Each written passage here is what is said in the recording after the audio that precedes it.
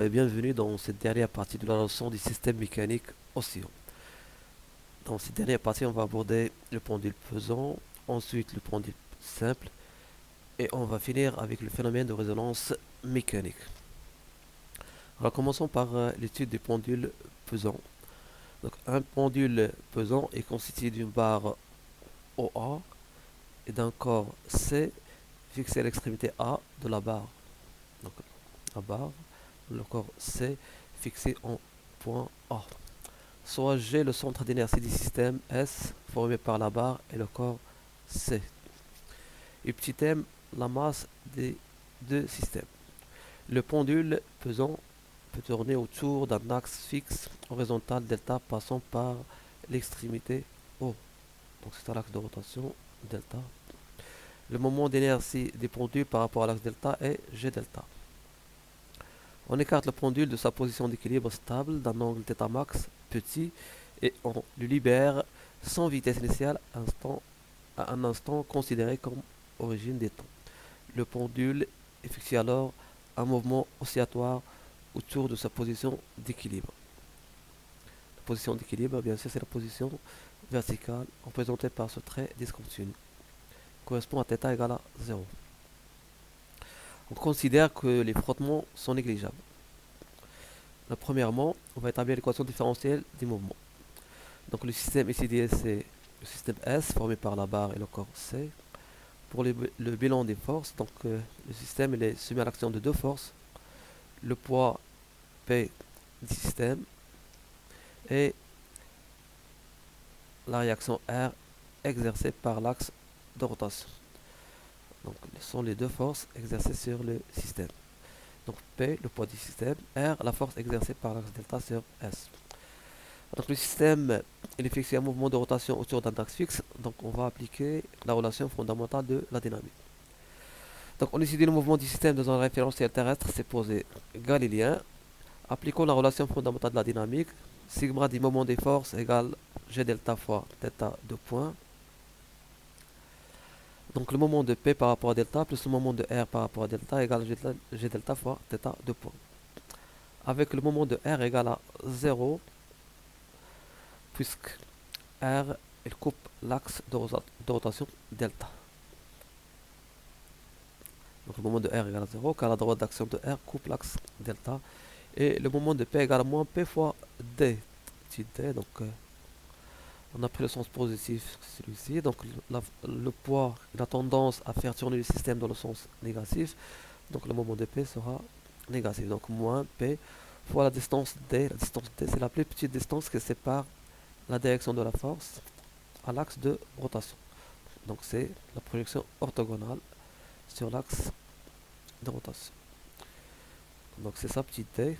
On a ici l'angle θ, c'est celui-ci. Donc d'après la figure, on a sinus θ égale à d sur OG.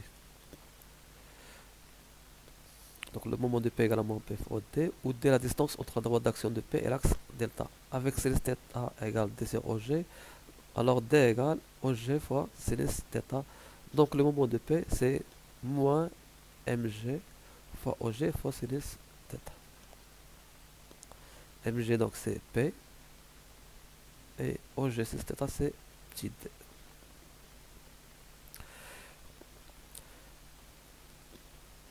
Donc moins mg fois OG sinus θ égale à g delta fois θ de point, d'où l'équation différentielle du mouvement θ de point plus mg fois OG sur g delta fois sinus θ égale à 0. Alors ici on obtient une équation différentielle non linéaire. Donc, on a ici sinus θ et on sait que la fonction sinus n'est pas linéaire. Alors dans ce cas, le mouvement des pendules pesants est un mouvement de rotation oscillatoire périodique mais non sinusoïdal. Donc la solution de cette équation différentielle n'est pas sinusoïdale, mais on va voir un cas particulier, c'est le cas, ce qu'on appelle les petites oscillations. Dans le cas des petites oscillations, c'est-à-dire que l'angle θ est petit, on peut faire l'approximation sinus θ à peu près égale à θ avec θ en radian. Cas des petites oscillations. Dans le cas des petites oscillations, θ comprise entre moins 0,26 radium et 0,26 radium, ou θ comprise entre moins 15 degrés et 15 degrés. Donc on a sinus θ qui est à peu près égal à θ. avec θ en radian. Donc l'équation différentielle des mouvements devient, dans ce cas, si θ devient à peu près égal à θ, on obtient θ de point plus mg og sur g delta fois θ égale à 0, qui est l'équation différentielle linéaire, équation différentielle de deuxième ordre. Solution de l'équation différentielle des mouvements dans le cas des petites oscillations. Alors dans le cas des petites oscillations, la solution de cette équation différentielle s'écrit sous la forme θ de t égale θ max cos de pi sur t0 t plus phi, avec bien sûr θ max c'est l'amplitude, t0 c'est la période propre et phi c'est la phase à l'instant t égale à 0. Alors on va essayer de trouver l'expression de t0, mais avant d'entamer les calculs, donc on peut prévoir l'expression de t0. Donc t0 normalement ça doit être égal à 2pi fois la racine carrée de l'inverse de ce terme, c'est-à-dire fois g delta que divise mg fois og. M fois g fois og. Donc on va faire les calculs pour trouver cette expression. Alors on a θ de t égale θ max cos de pi sur t0 t plus phi.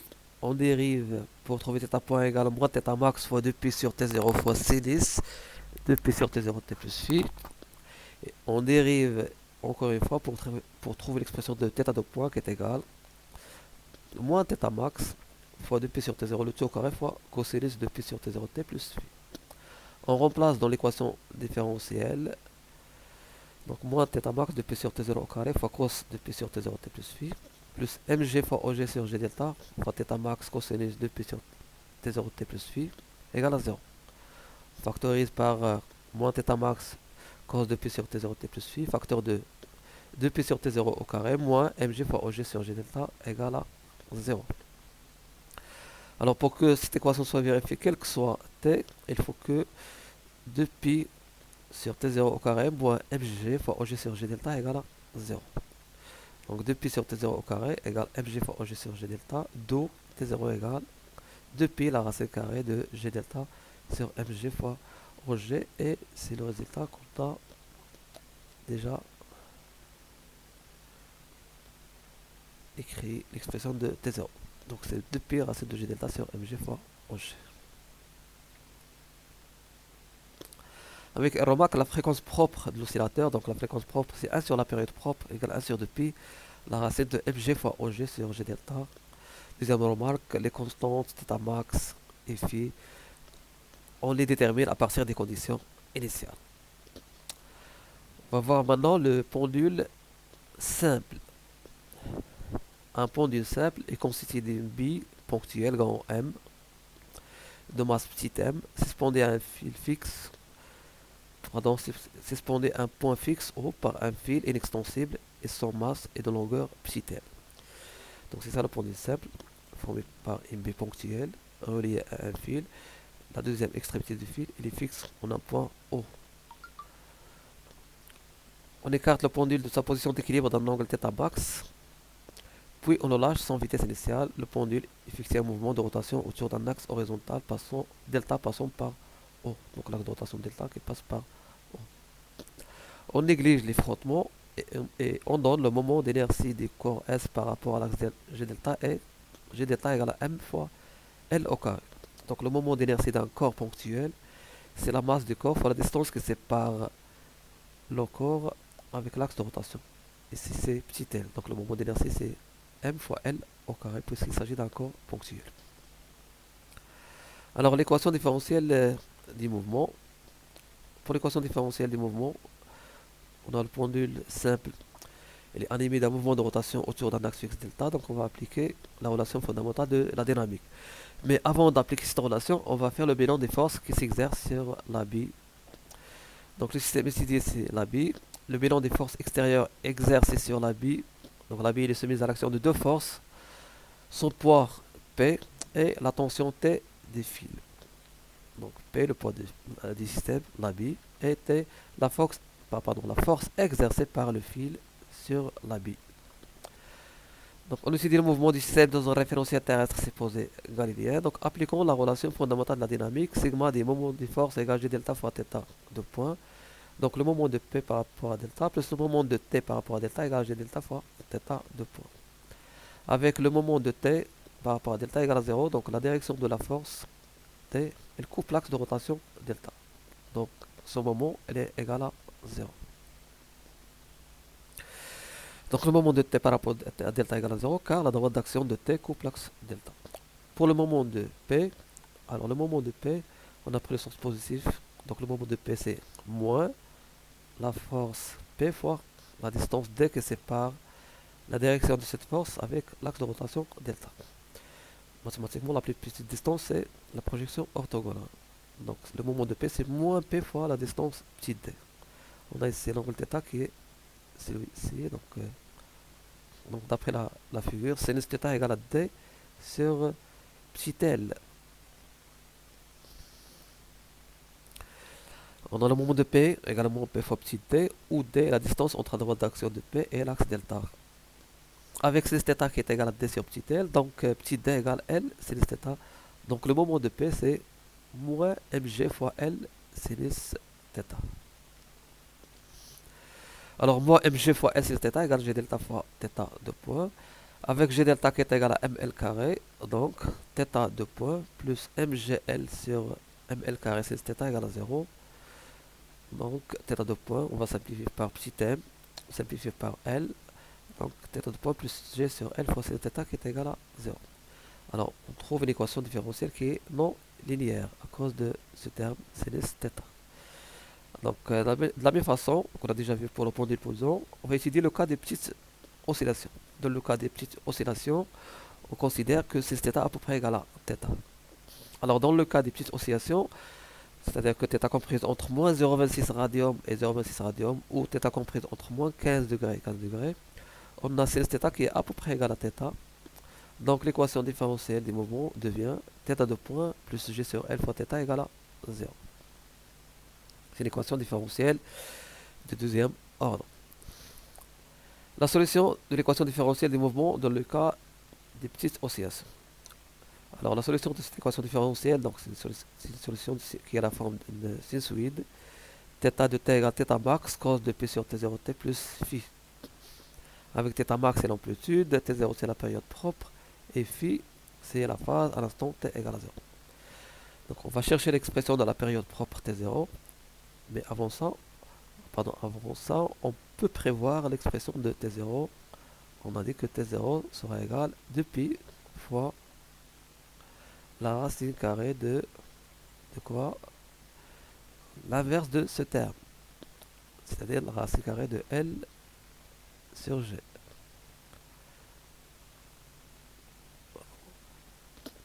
Donc on va effectuer les calculs pour démontrer cette relation. Donc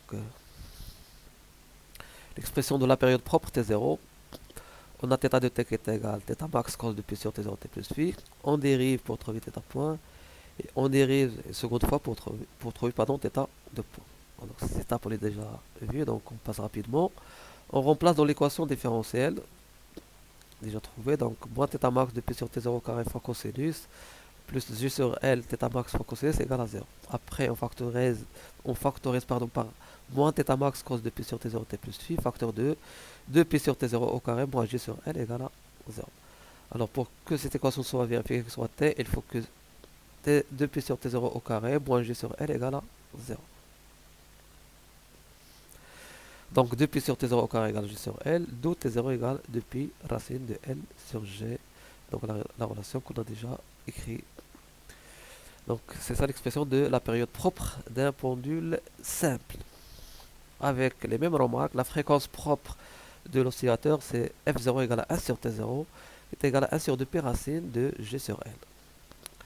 Les expressions de θ max et de phi, on les détermine toujours à partir des conditions initiales. Alors passons maintenant au dernier paragraphe, le phénomène de résonance. Phénomène de résonance, je rappelle qu'on a déjà vu dans les circuits électriques, dans la leçon des circuits RLC en régime sinusoïdal forcé. Donc c'est le même phénomène qu'on va voir ici en mécanique. Premièrement, les oscillations forcées. Définition. Un oscillateur forcé est un oscillateur appelé le résonateur, couplé à un excitateur qui est un système animé d'un mouvement sinusoïdal de fréquence f, qui impose au résonateur des oscillations sinusoïdales de même fréquence. Alors dans le cas des oscillations forcées, le système mécanique oscillant, il est fixé des oscillations imposées par un système extérieur qu'on appelle l'excitateur. On va voir un exemple. Par exemple, on a ici un pendule élastique composé par un ressort accroché à un corps solide S. Ce système, il va constituer le résonateur. L'excitateur, donc, c'est un disque tournant à l'aide d'un moteur. Ce disque tournant va imposer au pendule élastique un mouvement oscillatoire qui est un mouvement oscillatoire forcé.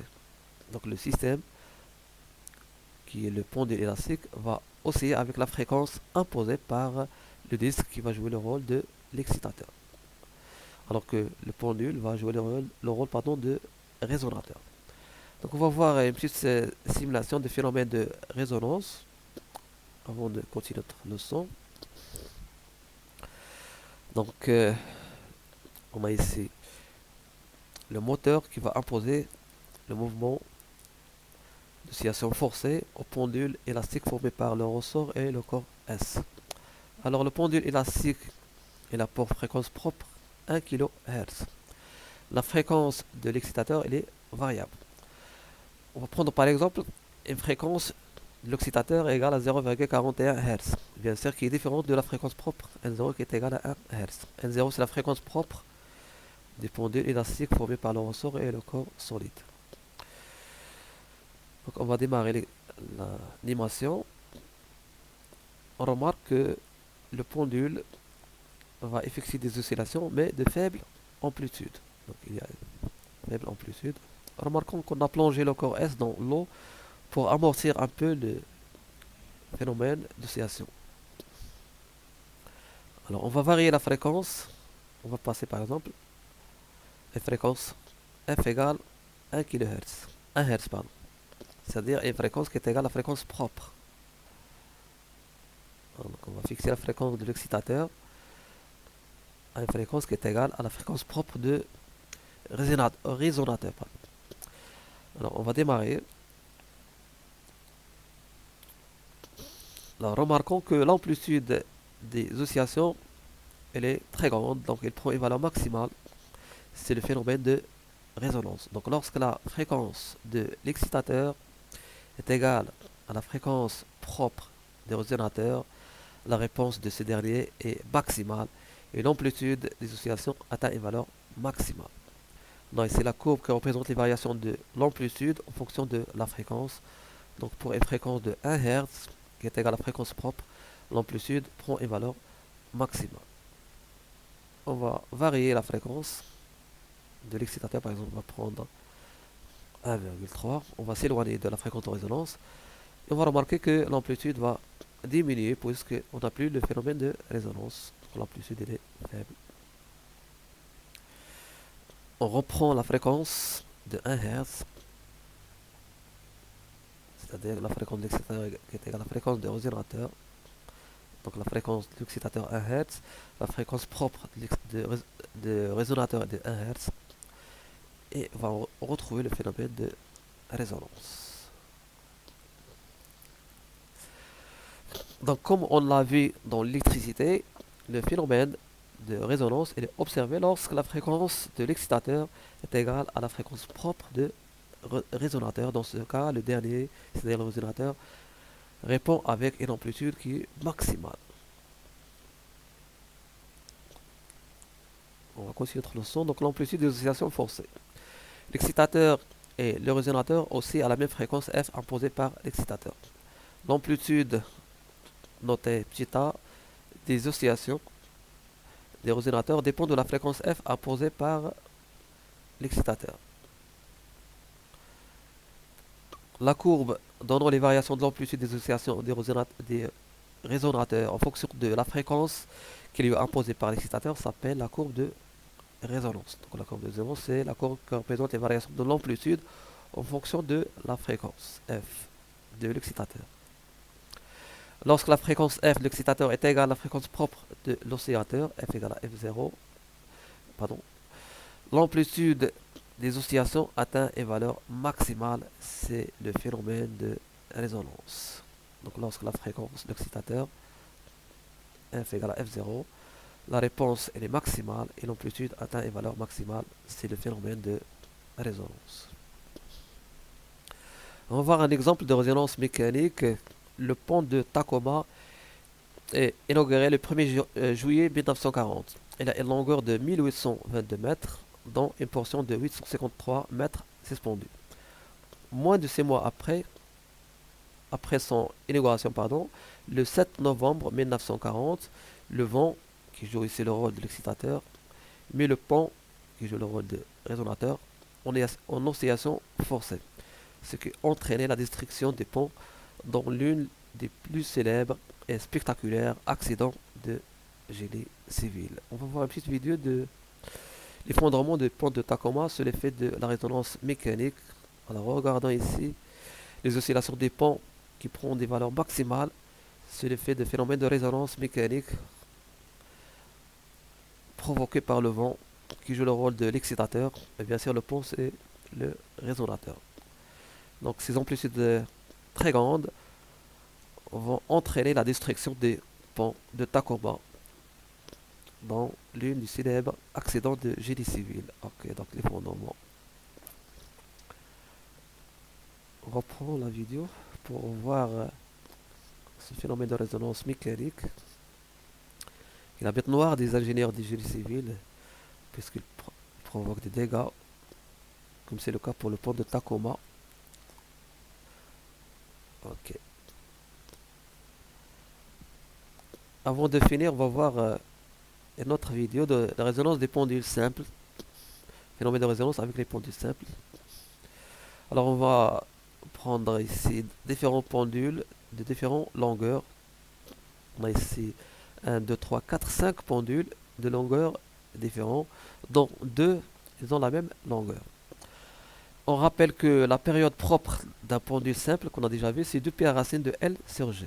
C'est-à-dire que la période dépend de L et de G.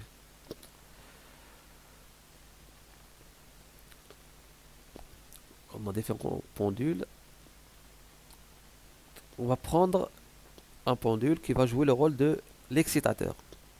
On va écarter ce pendule de sa position d'équilibre, puis on va le libérer. Alors parmi les 4 pendules qui restent, il y a un qui a la même longueur, donc qui a la même période propre. Donc c'est ce pendule qui va répondre de plus à l'excitation, puisqu'il y aura un phénomène de résonance. Les 3 autres, leur réponse sera faible. On va remarquer sur l'expérience, on écarte le premier pendule qui va jouer le rôle de l'excitateur, puis on le lâche. Donc c'est l'excitateur. On va le lâcher et observer la réponse des 4 autres pendules. Alors ça commence. On remarque que la réponse des 3 pendules elle est faible, alors que la réponse de ce quatrième elle est plus grande. Alors pourquoi cette réponse est plus grande? Parce que tout simplement les 2 pendules ont la même période propre puisqu'ils ont la même longueur. On rappelle que la période propre d'un pendule simple c'est 2 pi la racine carrée de L sur G, puisqu'ils ont la même L, donc la même période, donc c'est le phénomène de résonance. Un pendule aussi fortement, c'est le pendule qui possède la même période ou la même longueur. C'est le phénomène de résonance mécanique avec les pendules simples. On va maintenant changer l'excitateur. Pardon. Donc il y a résonance des pendules de même longueur, bien sûr, puisqu'ils ont la même période. On va changer l'excitateur. Par exemple, on va prendre ce pendule comme étant l'excitateur. Bien sûr, aucun des quatre pendules n'a la même longueur que celui-ci, donc ils n'ont pas la même période avec l'excitateur, donc il n'y aura pas de phénomène de résonance. Donc la réponse elle est très faible, donc pas de résonance. La même chose ici, donc aucun des pendules n'a la même longueur, donc il n'y a pas de phénomène de résonance. La réponse elle est très faible des quatre pendules. Et la même chose si on prend le dernier.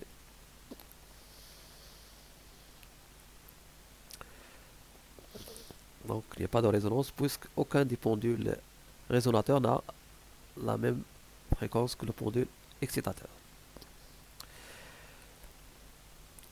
Donc on va prendre maintenant deux pendules de masse différentes, mais de même longueur. Je rappelle encore une fois que la période propre, elle dépend de la longueur et de la densité de pesanteur G, donc 2 pi racine de L sur G. Donc elle est indépendante de la masse. Ce qu'on va voir dans cette expérience, on va prendre des pendules ayant la même longueur, mais des masses différentes. Donc la même longueur, c'est-à-dire qu'ils auront la même période. Même si la masse elle est différente, puisque la période elle est indépendante de la masse.